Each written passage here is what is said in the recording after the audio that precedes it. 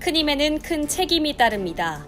하지만 현실의 슈퍼파워들이 꼭 힘에 걸맞는 책임을 다하는 건 아닙니다. 도널드 트럼프 대통령은 이미 미국은 더 이상 세계의 경찰 역할을 계속할 수 없다고 선언했습니다. 중동으로 가는 전 세계 유조선들의 안전을 지켜주던 미국은 이제 그 멍에를 벗어던지려 합니다. 이란이 세계 최대 원유 수송로인 호르무즈 해협 봉쇄를 위협하자 트럼프 대통령은 모든 나라는 자국 선박을 스스로 지키라며 각국의 파병을 요구했습니다. 그런 미국을 무작정 탓할 수만은 없습니다. 반세기 넘게 세계의 해결사 노릇을 하느라 미국은 빚더미에 올랐거든요.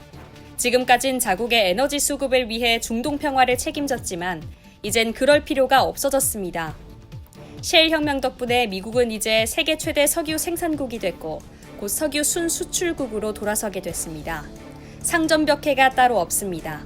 미국 우선주의 깃발 아래 미국은 다른 국제 분쟁에 무관심해졌습니다. 경찰이 없는 무정부 상태가 시작되면 동네 불량배들이 설치게 되고 오로지 힘이 지배하는 만인에 대한 투쟁만이 판치게 됩니다. 유엔이 있지만 이 역시 국제 역관계로부터 자유롭지가 않습니다. 일본 같은 자칭 골목대장들이 바로 하는 배경입니다. 일본의 수출 규제와 같은 한일 갈등이 불거졌을 때 예전 같으면 미국이 팔을 걷어붙이고 해결에 나섰겠지만 고립주의 노선의 트럼프 행정부는 다를 수 있습니다.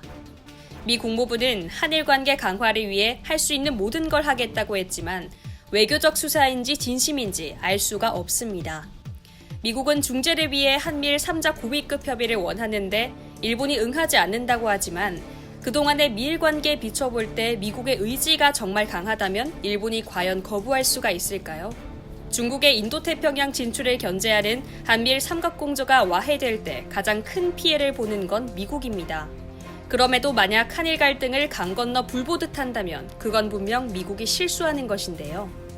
문제는 설령 트럼프 대통령이 한일 갈등에 관심을 갖고 개입하더라도 우리에게 도움이 되는 방향인지 확신할 수 없다는 점입니다. 한국 반도체 생산에 문제가 생기면 마이크론 등 미국 반도체 회사들이 수혜를 본다며 오히려 반길지도 모릅니다. 게다가 미국은 필리핀 등을 식민 지배했던 국가였고 일제강점기 시절에 대한 책임 문제를 놓고 일본과 한국 가운데 어느 쪽에 더 동질감을 느낄까요? 미국 언론의 보도 역시 일본 입장에 편향돼 있습니다.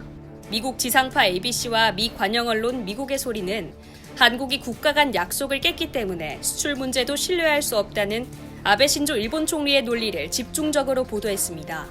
학계도 마찬가지입니다. 일본이 미국 정치학계에 뿌린 천문학적인 지원금을 받아 쓴 이른바 재팬스쿨 학자들이 누구 편을 들어줄까요? 해법은 딱 하나 남아 있습니다. 미국 기업들을 움직이는 것뿐입니다. 한국산 부품 조달이 막혀 생산에 차질이 생기니 일본의 수출 규제 문제를 해결해달라는 미국 IT 기업들의 호소를 끌어내야 합니다. 자국 기업들의 아우성은 사업가 출신 트럼프 대통령의 우선순위 중 하나입니다. 그가 멕시코에 대한 관세 폭탄을 거둬들인 건 미국 기업들의 등살 때문이었습니다. 최근 100여가지 중국산 제품의 관세를 면제한 것도 같은 이유입니다. 우리도 못할 이유가 없습니다. 미국에서 한국 반도체의 가치를 확인해 볼 때입니다. 이상 여의도 튜브였습니다.